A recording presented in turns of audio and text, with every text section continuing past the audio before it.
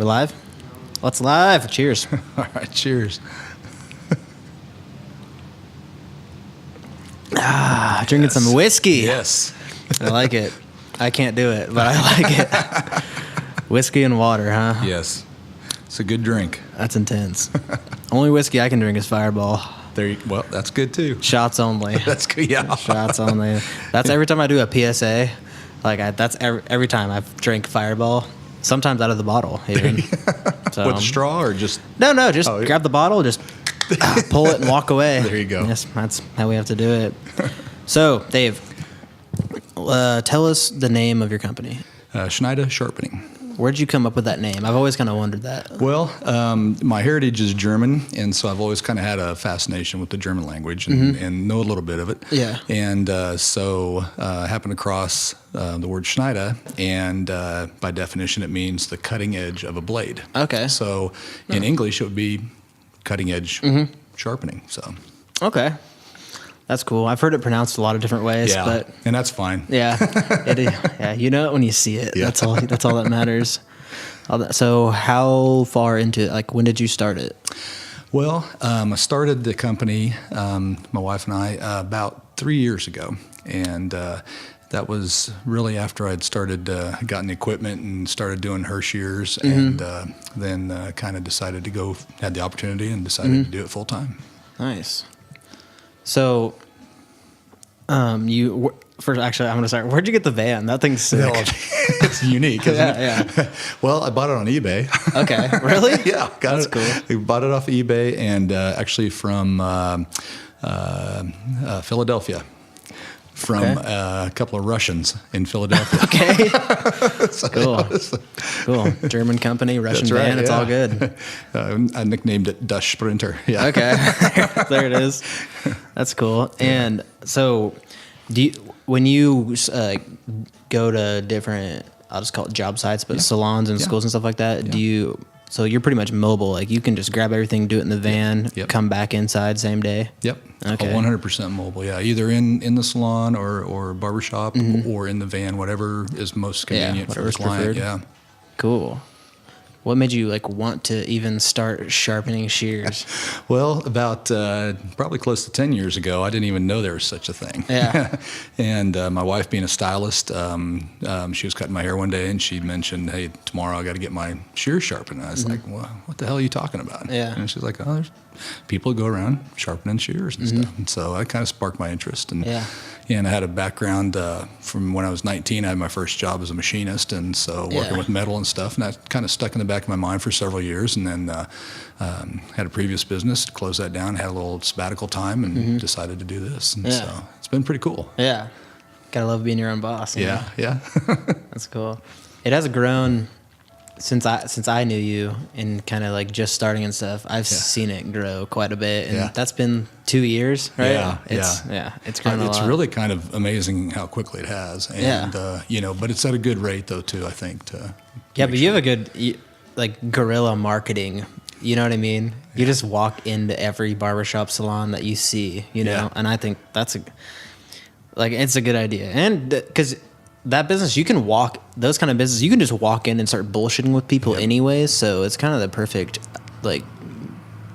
industry to guerrilla market in for your type of service. Well, a lot of those people, like yourself, you're used to dealing with people coming in and clients for the most part, but people coming in and interacting with people, and that's what's cool about it. And you meet just like in any type of deal where you deal face to face with people, which is almost kind of becoming rare these days. Yeah, it is. But in any of those situations, you just meet a broad range of different people. Oh yeah. And I mean, hardly any of them are not going to be interesting. Yeah, so it's really cool. So after you kind of decided you wanted to try the shear sharpening and you got the equipment. Yeah. How long did it take you to really hone down the skill? Well, it's more of experience type of thing. And so when I first got the equipment, I also got quite a few test or sample or practice shears and practice blades, and honestly spent a lot of time and a lot of money just practicing, and with the background in metalwork, it kind of brought me along the learning curve to a certain point. Yeah. But then after that, you still have to get practical experience doing what you're doing. And got involved with MBTSG, National Beauty Tools Sharpeners Guild, and met some great people through that from across the country and literally from around the world. But several people from across the country that I deal with regularly, you know, if there are different questions that come up, particularly more so when I was first starting than now. But if certain questions come up, I have just a wealth of knowledge from these people that I can draw on, and it's cool. That's cool. How'd you get involved in that? It was just in researching, and when I was first starting out, just researching, kind of seeing what's out there, and happened across some of their stuff, and their first national convention that they had was in Kansas City. When I became aware, the first one they had, or the next one after I became aware, and it was in Kansas City. So I thought, well, that's not that far away. I'll zip up there and see what it's all about. And I'll tell you, it was.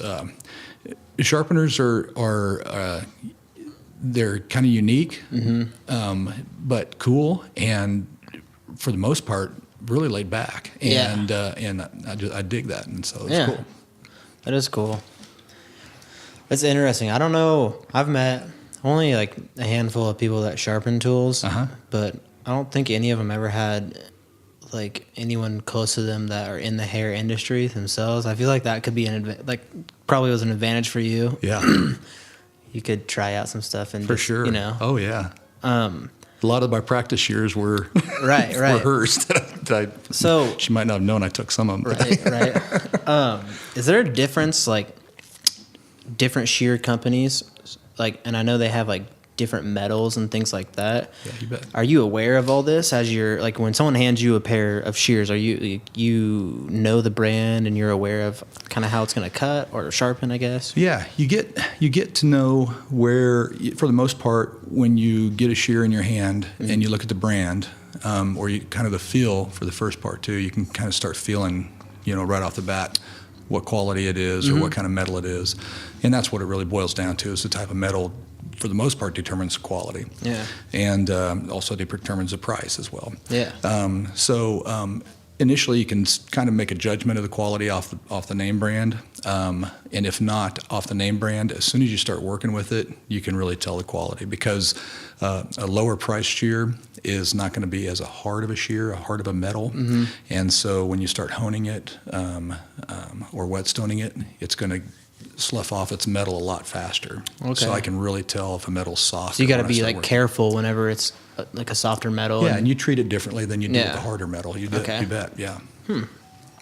What is the? I guess I don't know the difference in metals, but like between like a metal clipper blade and the shears. How did you learn that? Because I feel like that's got to be different.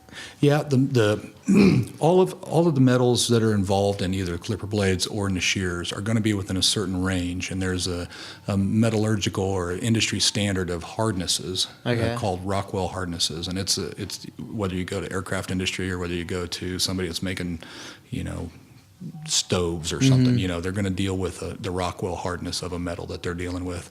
And so in the shear industry, what that sweet spot between being soft enough not to shatter when it hits the floor, but hard enough to maintain an edge, falls within about a 55 to a 61 Rockwell hardness, plus or minus, right in that range. And so that's the foundation of the metal. And the same was with the clipper blade. So the metal that goes in the clipper blade is going to be very similar to what's in a shear. By tweaking the recipe, if you will, for the steels, all of it's stainless steel to start with at its core. Okay. But just like I've heard an analogy of baking a cake, for example, you're going to put maybe a little more sugar in this recipe to get this type of an effect out of this cake. Yeah. But this cake will have walnuts added to it. You know? So it's not a lot of anything, but it's enough that, just like the effect it has on your taste buds, it has on the effectiveness of the shear. Interesting. I wasn't sure if it was like that, because when I think about it, I'm like, the clipper, like the metal blades, they're moving together so fast, like rubbing metal like that. Exactly. And I didn't know if it'd be a different type of metal, just because like a shear, you're not gonna heat up a shear. I mean, if you do, your forearm's gonna be tired. Yeah. But that's why I just was curious about that. Well, on a clipper blade, like you mentioned, you've got those pieces rubbing together, which is friction, and that's why you want to oil that, because that prolongs the life of that between the sharpenings, which a lot of people don't know that you can sharpen blades, but you can. But for that reason also, the metal on a clipper blade is going to be towards the higher end of hardness. Okay. Because they're not really worried about the flexibility of the blade and such. So for that same reason, you might notice having teeth on the clipper blade are a little more of a fragile part, but also if you drop it, the teeth will be more prone to break off rather than bend. Okay. So that makes gives sense. you an idea that metal is harder. So That's interesting. God dang, seems like a lot to learn. it's just from knowing nothing to all that, that's a lot. But that's and this is cool to maybe introduce some people on your side of the chair to the metal part of it, where if you want me to cut hair, you really don't want to see the outcome. I don't think. Yeah, bad deal. Yeah, maybe shave the head. Yeah, I could probably do that. Yeah, that's interesting. I didn't even know that you could sharpen the metal blades until you said something about it. And I felt like mine were cutting, like just, it was kind of pulling hair and stuff. I'm like, what the hell? And then you sharpened it. Yeah. Like brand new, you know? It was awesome. For a fraction of the price. Yeah. No, that was cool. Yeah. That's cool. I could tell you have like a super entrepreneur like mindset, which I like. I like people that, you know what I mean? Get out and do it. I like that. Yeah. I got a little ADD too, so it works to kind of be, each pair of shears or each clipper blade is like a different project. So every 5-10 minutes I'm on a different project. So where are you at now? Are you like, how many cities would you say you're in? I go off of more of a geographical area. I travel, which is kind of the nature of the beast in this market or in this industry. I travel all the way from Garden City, physically travel to Garden City and all the way to Kansas City. I have clients all across the state and also down into Oklahoma as well. Oh, cool. Yeah. They're getting into some new markets. Yeah. That's cool. Where do you see it going in a few years? I think geographically, just by the nature of things, I'll be in the same area, but just cultivating the market more. Okay, Just kind of going to phase 2 and phase 3 of the whole process. There's other sharpeners out there. Yep. So I don't really know any by name, but there are fewer and fewer. And one person I was speaking with, I actually spoke with one sharpener up in northeastern Kansas not too long ago. Had a little talk with him, and he said that he remembered back, I think it was maybe no longer than 30 years ago, that in Topeka alone there were over 20 sharpeners. But that kind of gives you... How does that even sustain? Yeah, well, that gives you an idea of what kind of a society we've become also. Yeah. And now, we've evolved or devolved into this society where if it's broken or whatever, we toss it. Buy a new one. And buy a new one. Right. And so obviously if you have fewer people sharpening, you're going to have fewer sharpeners. Yeah. So do you... You were carrying a shear, like selling. What was up with that? I didn't really look too much into it because I use like the Hattori Hanzo shears and I really like them. But what was the brand called that you were doing? I carry a lot from Scissor Mall, who has several brands involved in that, and I also carry Jaguar. Okay. And I'm actually talking with Mitsutani also about distributing for that. Okay, cool. We may have talked about the Mitsutani because I vaguely remember it, but that one's a little more well known by name because of a lot of the schools will have Mitsutani. Oh yeah, I know in the hair industry itself, like I see a lot of the influencers, if you will, promoting that shear company a lot. It's like a Japanese shear, right? Handmade in Japan, and one of their I would call them mid to higher end. Okay. And one of the neat things about their shears is that we're talking about metal a little bit. They have a metal that they use in some of their shears that's a proprietary nano steel. So you get into something that's even outside the realm of your normal, 440 steels and cobalted steels and stuff. And so you get this nano steel with extremely small particles in it, which allow you to get, with the proper sharpening, get just a smooth action between, when you're using the shear and also when you're sharpening it. Do you ever, I remember being in the beauty school, and there, maybe like once or twice, like there's a shear company, like shear sharpeners that come and like spoke to us. Do you ever do that? I've done that, yeah. How do you like that? I like it. Like public speaking? I don't mind that. I probably get a little more excited about sharpening shears than the students are at the time. Oh, yeah, of course. Get a lot of heavy eyelids, after you're in it for about 10 or 15 minutes. But like my wife mentioned too, that the schools just kind of gloss over the hardware that you use every day. Yeah, and it's not like a main focus. Yeah. And I'd like to see more of that brought in, but I understand that there's a balance that they have to have, in a certain amount of time. I think as far as like your tools go, I don't want to say people are scared to talk about it, but people are hesitant because they don't want to, like, especially online, they don't want to just shamelessly promote a brand. Yeah. Which I get, but it is important. Your tools are, you use them all day, every day, right? Sure. And if you find something good, let us all know. Yeah, you know what I mean? I don't know.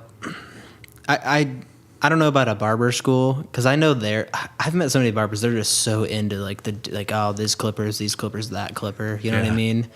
And they take care of their tools really well. Oh yeah. And then they'll have up to 20 blades that they'll use them too. Yeah. And then on the cosmetology side of things, it's like 1 or 2 clippers. Yeah. I haven't put oil on like 4 months. Not to say everyone's like that, but like that's kind of it's the mindset, stereotype, if you will, of that. Yeah. But it is important to. Sure. I had to learn the hard way about that one, about the clippers and stuff like that. The only time they talked about oiling them was when we first opened them. Yeah. Right? And you got to put oil on them the first time you do it. They never said it like do it every time you clean it. Yeah. So I never got that. Well, it's just think of it as, like we talked about before, you have metal on metal. Yeah. And you want to not only facilitate the movement of that metal on metal, but also prolong the life of because a clipper blade or a shear is an investment, and it's one of the bigger investments that a stylist is going to make. Yeah. Oh, the clipper blades too. They're rather expensive, and when I was in school, I wasn't really thinking about my tools as much as I was thinking about, please do not fuck this haircut up. For sure. But I mean, it should definitely be a thought in the back of your mind to like take care of your tools as much as you can, and regular sharpenings, things like that. Especially like if you use the metal clipper blades, because when they get dull, it's not only like they don't cut that well anymore, they pull hair and they pull it straight out of the scalp. And that is the most, I've had it done to me and done it to other people. It is the most uncomfortable thing for both people involved. So not really a good customer relation thing. No, not at all. Well, and we've been talking about, you're talking about the result of using your tools and what kind of results you get. There's also a couple other facets that I try to mention to people, and just mention to them, kind of plant the seed. You have the aspect of your physical body also. So if you're using a shear, for example, that's dull or past time of needing to be sharpened, you're taking your hand and you're pressing harder and doing it more, and you're making it cut. Think about that, and you're not really cutting, you're grinding at that point. And so you're going home at the end of the day, if you've done 5, 10, 20, 30 haircuts or whatever, you're going home at the end of the day with a muscle exertion that day that is not only going to be in your hand but transfer and your shoulder, like shoulder. The clip, like a dull clipper blade, like because you got to go over it 1,000 times. I can see that. So that's an interesting thought. So it's physical, and then also there's that mental aspect of it as well. So you're sitting there, you're wanting as an artist or a tradesperson, you're wanting to do the best work you can because your client's a walking billboard. You satisfy your customers. Yeah, you're wanting to do the best you can. But in your mind, if you're cutting with a dull pair of shears or dull clippers, even though that person may not know it because maybe it's not pulling that much, that he or she's not really saying anything, or they're lost in conversation, which is fine. But in your mind, you're going, fuck. Exactly. So I look at maintaining your shears and your equipment, and your tools, and keeping them sharp as not only making sure that you can do the best haircut for your client, but also physically and mentally making you just enjoy doing that more. So makes life a little easier. Yeah, you bet. All right. Let's on that note, let's take a quick break and then we'll come back. Cool.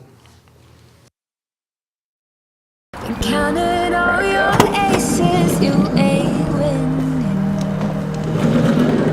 Your phone book full of numbers staring names. All them vain decisions keep you jaded. You could have found the one, but you won't change. So aren't you glad to meet me? I think you should. I'll be glad to meet me. If I were you, aren't you glad to meet me? I think you should. I make a real good scene out of you, time to ticking slow. Yes, would you, aren't you glad to meet me? I think you should. I mean, I really think you should. Yeah.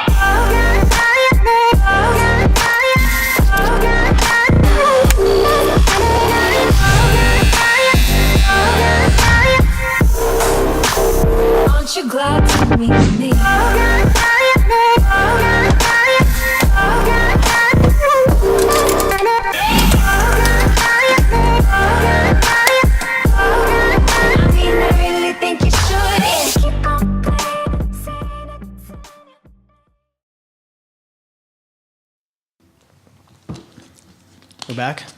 We're back. Dude, that video is so badass. I liked it. I was impressed that he was able to make sharpening look kind of glamorous a little bit. Yeah, honestly. Kyle was on the podcast, Influx, and excellent job. He has some interesting stories on that podcast. But yeah, I've had him do, I don't know, 5 videos maybe for me, and I've seen him do a bunch of videos. But your video that he made is probably one of my favorites. I had somewhat to do with it, but little. But I don't know what the fuck he did, but like it's never made me want to sharpen shears more. That dude's got skills. Yeah. And literally, this is no joke. I've had one person, actually one of my suppliers out of Iowa, that at the last national convention, I was having a few beers with and stuff, and he's like, dude, I literally send people to watch that video. Yeah, it's cool, man. The whole setting and idea and the music and everything it was like, this is intense, right? Yeah, you know what I mean? It was so cool. Yeah, I'm glad he did that because that was just cool. I think it's one of a kind in the sharpening industry. But I've never seen a promotional video for a shear sharpener ever, let alone on Facebook. Yeah, seriously. No, super cool. But it seemed to like a lot of people have asked me about it because every time they see like a video with hair and it looks like Kyle's video, they're like, oh. They think I make them all the time, and I'm like, oh, no. No, I am strictly the face in it, always. But that one, people ask me about it. I'm like, they're like, that was fucking sick. You made that? Yeah. And I'm like, oh, no, Kyle made it. Yeah. I was in it, but Kyle made it. No, he's got skills. I'll tell you, I remember I just basically gave him a couple of things. Like, maybe if we do this or do that, and I don't know, whatever you think. And I mean, what we took maybe, it was like 15 minutes. Yeah, that we were doing maybe. It, and then he comes back a few days later. I'm like, holy cow! I thought what grabbed me on it, like when he first sent it to me, it grabbed me was you like slamming the door shut. Yeah, I was like, oh shit, and it followed the toolbox. Yeah, or the sharpen. But I don't know, what do you call that? What is that machine called? It's just a hone, flat hone. Okay, the camera was following the hone, and you're walking in, and I'm like, oh, fuck. It really drew me in, but yeah. The only thing that I think was maybe, if it could even be perceived as a negative about that video, is that I think people think that it's that quick to sharpen stuff. Oh, yeah, no. It's a little more the video is like about a minute or so, and it takes a little longer. We took a little bit of creative license with that, right. So you don't want to see the sausage being made, No, right. No, it was cool. And because your wife's salon, hairology salon, it's big and it's sick. It's cool looking, right? And that was like, can't find a better worked well for it. You can't find a better setting for that, like especially that video. The whole thing just went cool. Yeah, so. The planets were aligned, and he did a great job. Great job. Definitely. Kyle's the man. Kyle is an interesting character. He did a video for us, like all the barbers in here, and we're all sitting on the chairs, and we're all like wearing suits and shit, just GQ'd out or whatever. The video's crazy, but it's been playing at the, the Wichita Force, the football team. Yeah. So like they play during some of their media timeouts, as they call them. Yeah. They play it on the Jumbotron. Really? Yeah. They gave us that's season awesome. tickets for it and stuff, and we went to their first home game last week. Yeah. It was so that's cool. We were awesome. sitting there just like, that's us. Yeah, Kyle's cool. I think Chris made the music for that one, right? Yeah, that one's cool. I think he found your music on. He's found a few of it. It's you have to find like non-copyrighted music. Yeah. I've actually experienced some issues with that. So we made a video whenever I moved salons for like a quick little time while I was still finished, because this place took longer than I expected. And I made a video for that, and I had this song. I just love this song, and it was definitely copyrighted, but I had to muse it, and it was an issue to get it uploaded on any of the social medias. Yeah, like literally before it even posted. Wow. Like it knew exactly the song, who it was, and everything. And all you got to do is make sure like you weren't taking the song as it's yours and making a music video out of it. You know what I mean? So you upload it, and then the AI Shazams it or something. So you know the videos, and it just takes forever. It's like posting, and then it's really checking it out. Basically, yeah. No, really. And then it was like this song is this by this. Yeah. And you can't use it for these and these reasons. Are you using it for these and these reasons? And I was like, no. Wow, and then it let me post it, but cool. Yeah, it was weird. Yeah, man. It ended up working out, but yeah, it was so. It's amazing. Original music's probably easier to do, but it's amazing. Kind of like what we were talking about a little bit, previously before we started this. I mean, it's just amazing the technology that's in the individual's hand nowadays. To allow, like what we were talking about also, a one-man operation, whether you're a stylist or a barber or whether you're a sharpener. I mean, just the amount of things that are at your disposal to make you, be a force multiplier for your operation. Yeah, there's no excuses. There's no excuses to not be online and marketing yourself. Yeah. Even if it's not like the best quality in the world, there's no excuses. Yeah. You have every tool in your pocket right now. There's just no excuses. But no, whatever. People do what they want to do, right? Yeah. Whatever floats your boat. Yep. So I want to everyone get to know you a little bit.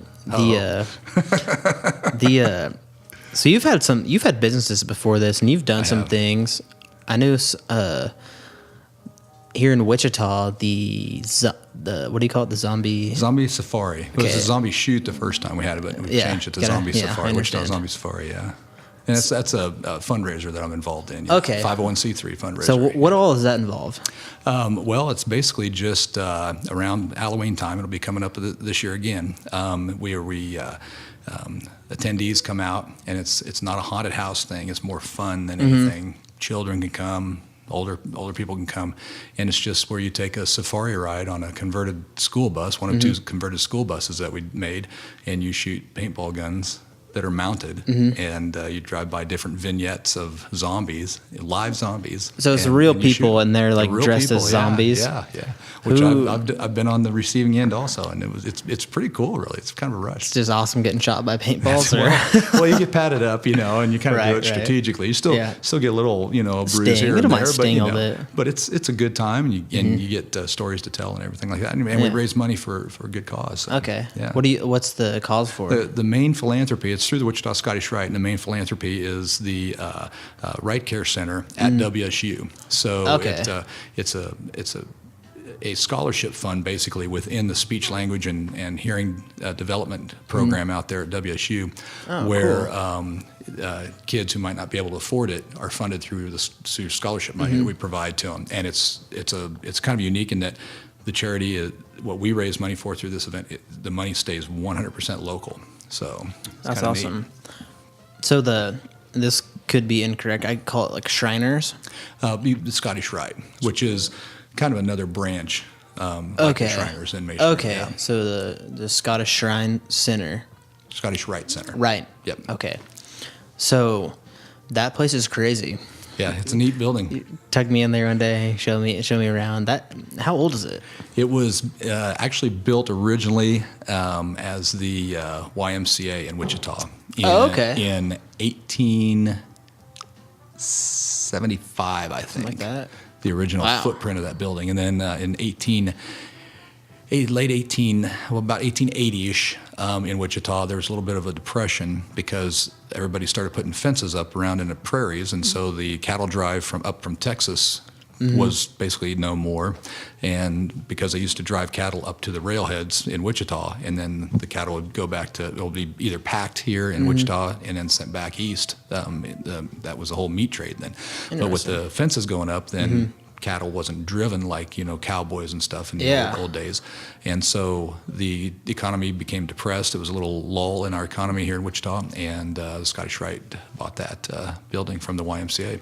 Okay. So, and that was about 1882, something like that. Yeah. Long time. That's interesting. And they relocated. They were in actually this building on the corner on the third floor, and then moved over to that building. So. Wow. So that building's like almost 150 years old. Oh yeah. Wow. Wow. It's a neat building. They don't build them like that anymore. No, it's interesting looking through it. I don't know how to even explain it. You feel history. Yeah. I don't, if that makes sense. It just exudes. Yeah. No, you're right. Yeah, you get a vibe in there. It's the same architect, a little more trivia on that real quick. The same architect designed that building that designed the original Wichita City building, which is now the Wichita Museum. That used to be the city building, court building with the fire station, everything attached to it. Okay. And also that same architect developed the castle in Riverside. So. How long have you been involved with that? Since about 2001. Yeah. Okay. Yeah. So, wow. Yeah. That's cool. Like what? Like how does that even come about?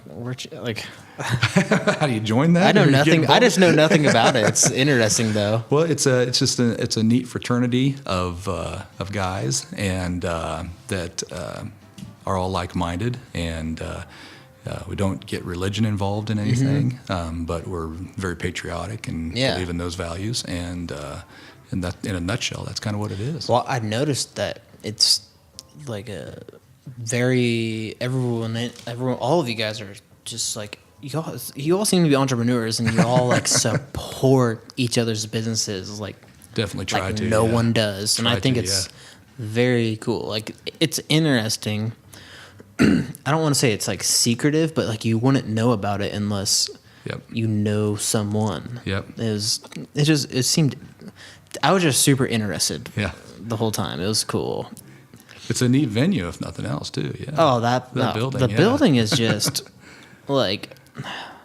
It is crazy walking in and the stairway right down to the main part, like the part that's in front of that kitchen. Holy shit, that room and just everything, and a lot of wedding everything. Honestly, wedding receptions are there, and the brides and grooms will walk down that staircase. I can see that. Yeah. No, it's a. And then we went up into the auditorium also. Yeah. Oh yeah. Oh yeah. That place was crazy too. Yeah.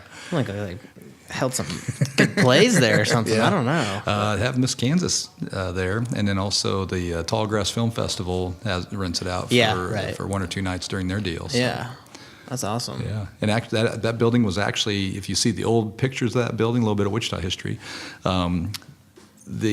basically there's nothing around it when it was the original footprint. Oh, okay. The Orpheum wasn't even built. I mean, there was nothing around it. Yeah. There was like a house right to the north, a little wood house or something. That's it. That's interesting. Yeah, that's crazy. Over about 150 years old. That's some history. Wow. It's crazy to think about when you're walking. I mean, I'm sure it's been renovated somewhat here and there as it's. There have been additions to it. Yeah. There have been 3 additional additions. The dining hall and the auditorium, which you were talking about, were actually added in 1912, I think it was. Okay. As one project, and then there was another addition to the north that was added in 1950, I think, and then another addition to the east, right to the alleyway, right across from where the Orpheum is now. And that was added in, I think, 1945-ish, something like that. Oh, cool. But yeah, it's the interior space is really not changed a whole lot, which you probably yeah. We went up to the electrical boxes and stuff. Yeah. I'm like, oh, this is all besides the electricity part. This is all like the floors and everything. Wow. Yeah. That was cool for sure. No, it's a cool venue. Tons of space. Like there could be a lot of different things that happen there. Just tons of stuff in a freaking giant kitchen, which was like, wow. So whenever when people do like weddings and different type of events there, do they hire like a staff to do all the cooking? Yep. And, okay. They'll hire their own caterer to come in. Oh, okay. And a lot of times they won't utilize the kitchen per se. Mm-hmm. You know, they'll I don't know bring if you guys had like a caterer that you guys tell them like, hey, this person's probably the good, like you'd recommend somebody, or if they don't have one, then we have a few names that we can give them. Okay. But a lot of times they'll have that planned out. Yeah. That's cool. Huh. I don't even know how people would, like, I don't know, just because I've never been, other than you, if you didn't show me, I'd have never known about it. I don't know how people find out about that. Yeah, it's they promote it in certain the wedding registries and stuff like that to try to go after that for the most part. There'll be some business meetings there as well. Mm-hmm. You know, like the Chamber of Commerce had a breakfast there a few times, you know, and things like that. But and actually, when up until just a few years ago, the Wichita Scottish Rite wasn't a member of the Chamber of Commerce and joined. And on one of the blanks on the form says what year that the business was founded, and they said that was without a doubt the oldest one that they had ever had apply for membership at the Chamber. So that's interesting. Right in the smack dab middle of downtown Wichita too. That's what's crazy about it. Yeah. But downtown Wichita hasn't been. Even like it's never been a destination, but it hasn't even been a destination for Wichita to come. Somewhat now, I think. Yeah. Like it's like hyped up now, and people want to. It's cool, and there's like different stuff going on all the time. So I think it is somewhat more of a destination now. Yeah. But I think Old Town's kind of hitting its stride, you know. Like the bar area part. Yeah. Love that place. That and just like the different. There's always like some event going on down here, and the Interest Bank Arena. I mean, that really brought so much life to downtown. Yeah. You know, growing up, I never came downtown. Yeah. But there was only one time I ever came downtown, like maybe once or twice a year, for the gun show and for the car show. Yeah. And that was it, you know? Go to Century 2 and then that's leave. It. That's the only building I've ever even been in down here. Now, you know, and I guess now that I can legally drink and stuff, I can go down. More of a reason to come down. Yeah, there's that. No, it's cool. There's a lot of breweries. And now that your shop's down here. Yeah, now that the salon, barbershop, whatever it shall be called, is down here. Now I'm here every day. Yeah. So it's interesting. It's interesting. From living in the country to the fucking down here, yeah. I moved into Wichita, like from out of the country, and I have neighbors and everything. It's pretty weird. Yeah, I'll be honest. You can't just do what you want to in town. You got to be real careful. Yeah. It's different, you know? Yeah. I don't know. Do you get claustrophobic? I don't know if it's I don't know what it is. It's just a weird feeling that like almost a scared feeling. Yeah. Like, dang, it's more dangerous here. But I'm getting used to it. And some people get that when they go out in the country. They're like, it's more dangerous here. See, I don't feel that. I feel very safe at home there. I grew up in Salina and lived in Kansas basically my whole life. So yeah. I remember growing up in Salina and graduating high school there, but growing up in Salina, it's like, oh, we don't want to go to Wichita. You know, if you go to Wichita, you better lock your car, you know, and they have drive-by shootings and everything. Well, I mean, that's with any city, I think. Yeah. Oh, yeah. Bigger than 100,000, I think. But I've lived here since '95 now, and so I mean, it's just a big small town. Is all it is. Honestly, it is kind of like that. There's crime. Like, was it your truck that in the back of the old salon that someone broke the window? Wow, I don't know why people do that. Yeah, you get stuff like that pretty regularly. Yeah. Yeah. I don't know if that happens. Does that happen in Salina, like that kind of petty crime it stuff? Does. Or? Yeah, it does. Yeah. What county is that? Saline. Saline. Yeah. Do they have a jail there? Yeah, oh yeah. Okay. Yeah. It's. I think now the population's probably up to 50,000 or something like that. So, oh, okay. Yeah. Had 2 high schools when I grew up there. You know. Oh, okay. 2 5A high schools. So yeah. Oh, that's interesting. Yeah. Oh. But.